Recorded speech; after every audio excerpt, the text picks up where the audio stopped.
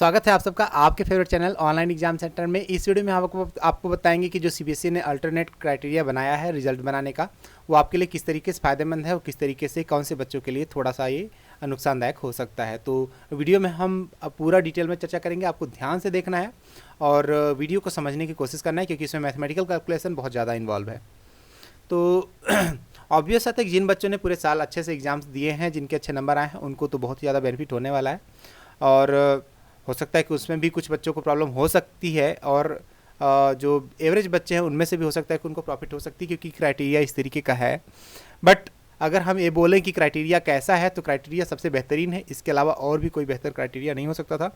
CBSE ने एक सही डिसीजन लिया, क्योंकि इस डिसीजन को करने के लिए कई सारे जो अच्छे अच्छे विद्वान लोग हैं, जो बड़े लोग हैं, जो पढ़े हुए हैं बहुत ज़्यादा, और जिन्होंने काफ़ी सारा एक्सपीरियंस है, जिनके पास जो काफ़ी दिनों तक प्रिंसिपल रह चुके हैं, काफ़ी दिनों तक जो डायरेक्टर के पोस्ट पे रह चुके हैं, काफ़ी सारे आईएएस आईपीएस, इसको मिलके इन्होंने डिसाइड किया कि ये इस तरीके का तरीका सबसे बेहतरीन होगा। क्योंकि बच्चे का जो है रिजल्ट है वो होना चाहिए कि जो एग्ज़ाम के बेस्ड पे होना चाहिए, जो एग्ज़ाम्स पहले बच्चों ने दिए हैं, ठीक है। बट इन्होंने एक लिमिट लगा के रखी हुई है कि जो क्राइटेरिया होगा, क्योंकि अगर सिर्फ स्कूल को दे दिया जाता कि आपको रिजल्ट बनाना है, तो ऐसे में किसी भी तरीके का रिजल्ट बना के सामने रख दिया जाता और उसकी जो विश्वसनीयता होती वो नहीं होती। बट सीबीएसई ने इस चीज़ को डिसाइड किया, और जो सीबीएसई ने रूल निकाला, इसी को एमपी बोर्ड और बाकी स्टेट बोर्ड्स भी फॉलो कर रहे हैं, और इसी बेसिस पे रिजल्ट बनेगा भी।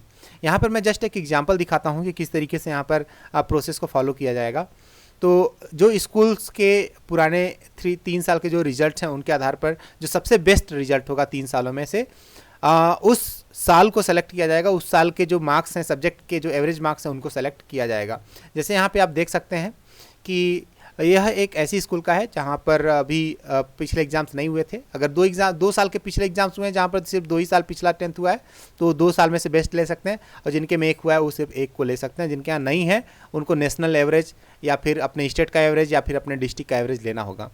यहाँ पर एक किसी स्कूल का है ये, और यहाँ पर आप देख सकते हैं कि ये नेशनल एवरेज है, स्टेट एवरेज है, और यहाँ पर नीचे जो है उसका डिस्ट्रिक्ट एवरेज है, और इस तरीके से उसके मार्क्स यहाँ पर लिस्टेड किए हुए हैं। अब नेशनल एवरेज, इसमें से सीबीएसई ने खुद ही देखा कि इसमें से सबसे बेस्ट कौन है, तो उसने यहाँ पर डार्क लाइन में बना के दे दिया कि ये जो पोर्शन है ये सबसे बेस्ट मार्क्स हैं, इसके अकॉर्डिंग स्कूल प्रोसेस कर सकता है। वैसे स्कूल बाकी को भी सेलेक्ट कर सकता है, बट इसमें से सजेशन है कि आप इसको सेलेक्ट कर सकते हैं। और ऑन एन एवरेज जब सभी का देखा गया कि जो रेफरेंस ईयर का एवरेज था, तो रेफरेंस ईयर का जो एवरेज है वो यहाँ पर 51.01 इस तरीके से यहाँ पर लिया हुआ है, ठीक है। नेशनल लेवल पे यहाँ पे देखा जाए तो ये है 2019 का, और 2020 का इस तरीके से यहाँ पर एवरेज मार्क्स था। और इसी तरीके से year wise average of total marks of main subject at national level 2019 का इतना था और 2020 का इतना था। तो इसने जो एवरेज था नेशनल एवरेज वो 2019 का अधिक था, तो इसने 19 को सेलेक्ट किया है। यहाँ भी आप देख सकते हैं कि इसने 19 को सेलेक्ट किया, क्योंकि 19 में ज़्यादा मार्क्स बच्चे ने पाए थे। ये सीबीएसई का सजेशन है, बाकी टीचर्स या स्कूल्स अपने हिसाब से डिसाइड करके इसको कम ज़्यादा कर सकते हैं।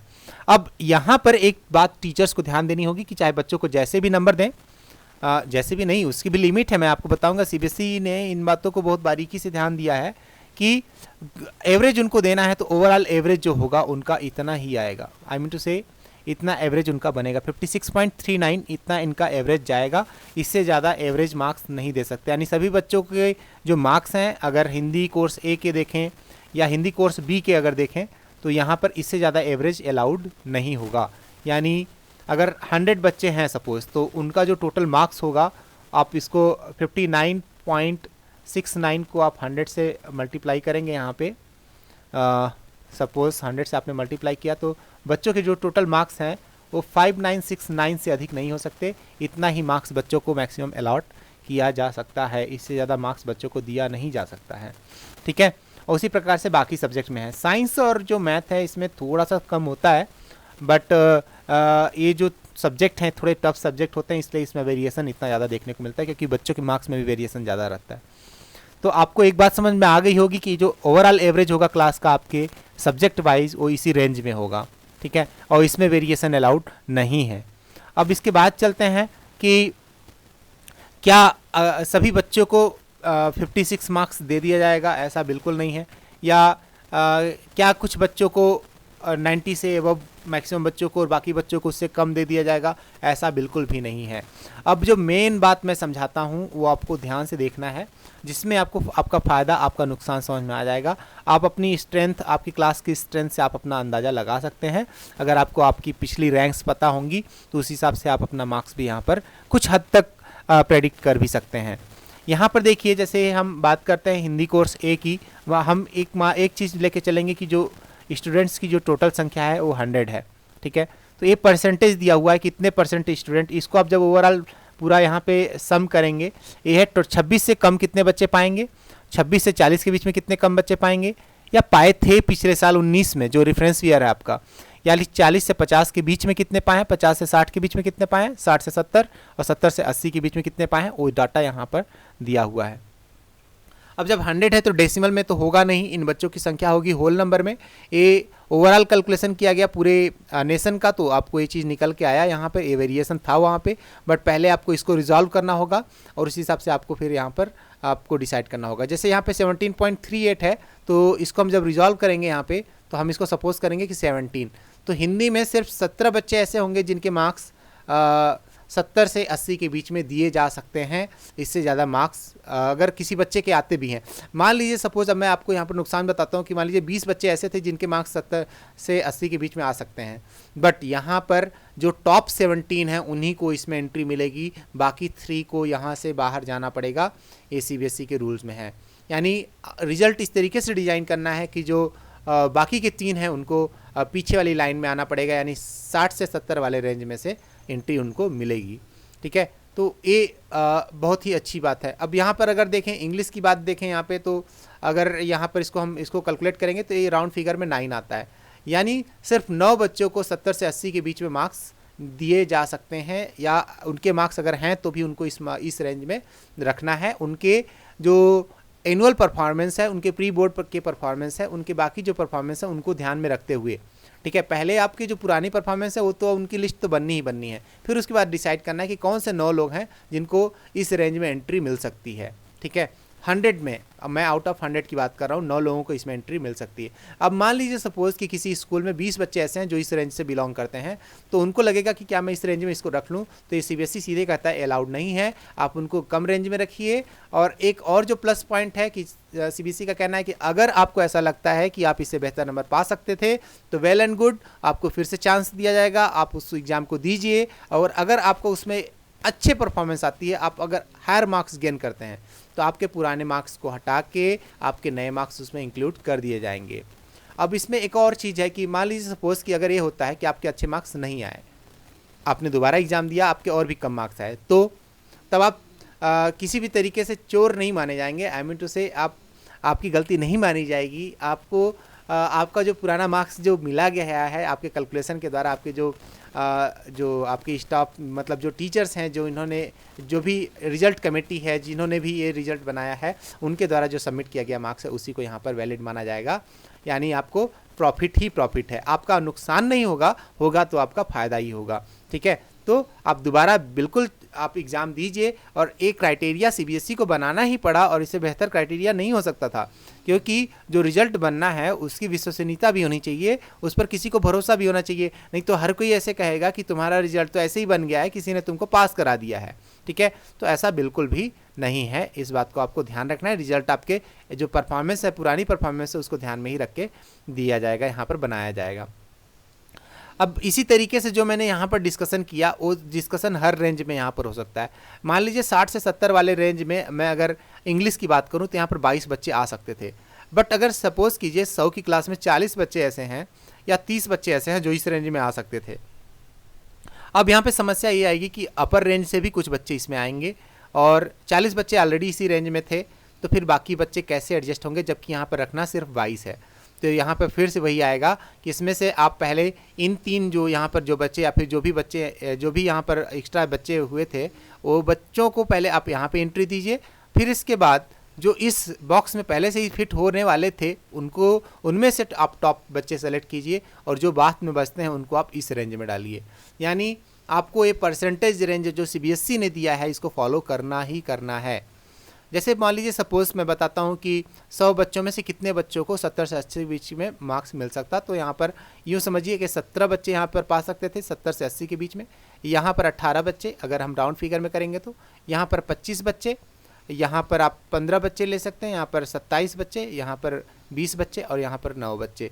तो आप इस तरीके से देख सकते हैं कि इतने बच्चों को यहाँ पर 70 से 80 के बीच में मार्क्स दिया जा सकता है, ठीक है, या दिया जाना है, ठीक है। और अगर इस रेंज में नहीं है तो फिर नहीं दिया जाएगा, ये भी ऐसा है। बट कोशिश ये करना है कि जो बच्चा इस रेंज में अगर आता है तो उसको इस रेंज में लेके जाना है, क्योंकि रिजल्ट इस तरीके से बनाना है।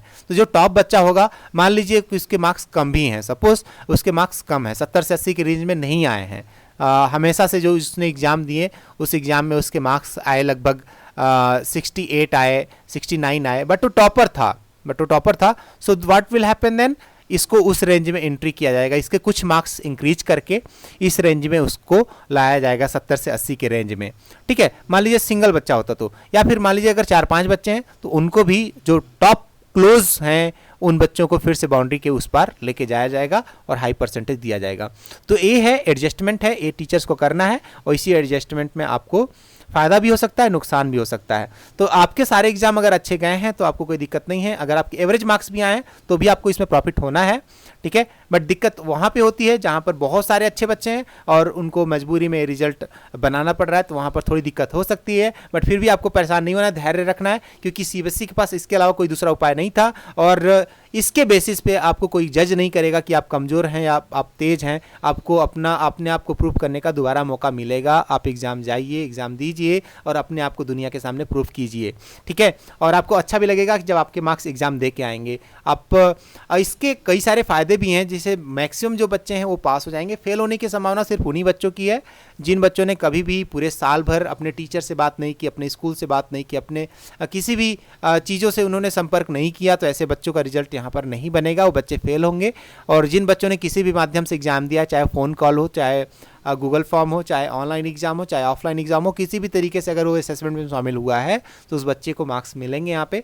और एक बात का और ध्यान रखना है कि यहाँ पर जैसे आप देख सकते हैं कि कुछ बच्चों को 26 से कम मार्क्स मिलेंगे, ठीक है, कुछ बच्चों को 26 से यहाँ पे कम मार्क्स भी मिलेंगे। जैसे सपोज कर लीजिए यहाँ पे साइंस में 100 बच्चे अगर होते तो यहाँ पर 23 बच्चों को 26 से कम नंबर देने हैं।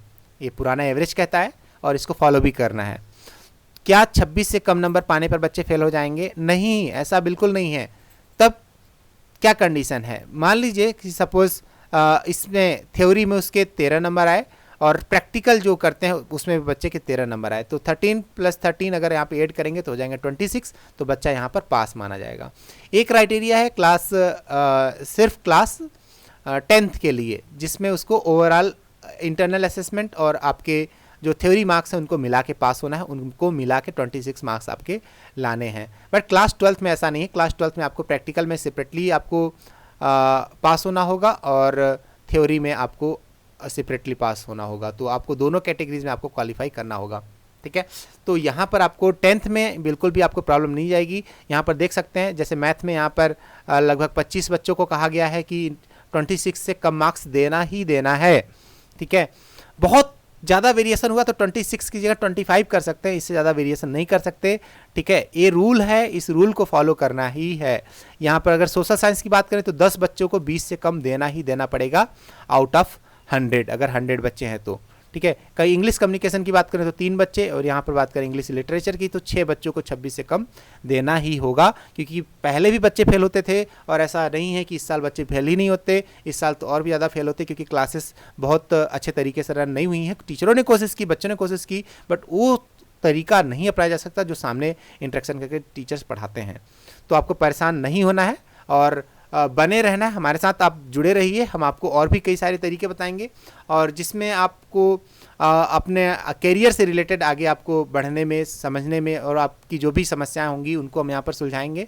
और अगर आपको रिजल्ट से रिलेटेड कोई और भी समस्या है तो प्लीज़ कमेंट बॉक्स में लिखिए, हम आपको उसका रिप्लाई करेंगे। और जो भी रिजल्ट आएगा आपके अकॉर्डिंग आएगा और आई थिंक कि आपके उम्मीद से थोड़ा बेहतर ही आएगा, इसलिए आप भरोसा रखिए। आपके टीचर्स भी हैं आपके साथ, एक रिजल्ट कमेटी सीबीएसई ने बनाई है, और रिजल्ट कमेटी भी आपके रिजल्ट को बहुत अच्छे तरीके से मॉनिटर करेगी और सारे रूल्स एंड रेगुलेशन रेगुलेशंस यहाँ पर फॉलो होंगे, कोई वायलेशन नहीं होगा और आपका रिजल्ट बहुत बेहतरीन तरीके से बन के आएगा। ठीक है, और आपकी जो परफॉर्मेंस है, आपकी जो पुरानी परफॉर्मेंस है, उसमें से आपको बेहतर परफॉर्मेंस देखने को मिलेगी। अब यहाँ पर जो मार्क्स सेलेक्ट करने को कहा गया है, वो जैसे मान लीजिए आपने 2 प्री बोर्ड या 3 प्री बोर्ड दिए, तो उसमें से आपके जो टॉप ऑफ 3 मतलब तीनों में से जो सबसे बेस्ट होगा वो मार्क्स यहाँ पर ले सकते हैं, या तो फिर आपके टीचर्स जो होते हैं वो हो सकता है कि एवरेज मार्क्स ले लें आपके तीनों प्री बोर्ड के, आपके दोनों प्री बोर्ड के। ठीक है, और इसी तरीके से PA1 या PA2 एग्ज़ाम्स का भी आपका जो यूनिट टेस्ट होते हैं, मंथली टेस्ट होते हैं, उनमें से भी आपका एवरेज लेके निकाल सकते हैं, या बेस्ट ऑफ दी 2 या बेस्ट ऑफ दी 3 ले सकते हैं यहाँ पे। ठीक है, तो रिजल्ट आपका बहुत बेहतर बनेगा। भगवान पे भरोसा रखिए, टीचर्स पे भरोसा रखिए, खुद पे भरोसा रखिए, सबसे ज़्यादा तो खुद पे भरोसा रखिए और आगे अपनी पढ़ाई करते रहिए। आपको 11th में कोई स्ट्रीम लेने में समस्या नहीं जाएगी, कोई दिक्कत नहीं जाएगी, आप जो स्ट्रीम चाहते हैं वो आपको मिलेगी। अब तो न्यू एजुकेशन पॉलिसी भी लागू हो गई है और आप जो भी अवेलेबल सब्जेक्ट्स हैं आपके स्कूल में आप उनको ले सकते हैं, सभी जगह लागू है। आप इसको बिल्कुल भी इम्प्लीमेंट कर सकते हैं, इम्प्लीमेंट तो ऑलरेडी हो चुका है, आप इसको फॉलो भी कर सकते हैं। और इतना ही था हमारे इस वीडियो में। आगे की हम दूसरे वीडियो में बताएंगे कि किस प्रकार से आपने जो एग्ज़ाम फॉर्म की जो फीस भरी हुई है, इस फीस के साथ CBSE आगे क्या करने वाली है, क्योंकि एग्ज़ाम तो आपके होने वाले नहीं हैं। तो अगला वीडियो भी हमारा ज़रूर देखिएगा। इस वीडियो को लाइक कर दीजिए, चैनल को सब्सक्राइब कर लीजिए। हम आपके लिए काफ़ी सारे स्टडी मटेरियल भी आगे लेके आते रहते हैं, हमारे चैनल पर अवेलेबल भी हैं, और काफ़ी सारे स्कॉलरशिप एग्जाम्स के बारे में भी हम आपको बताते रहते हैं। Thank you so much for watching this video, and please like and share and subscribe the channel. Thank you so much.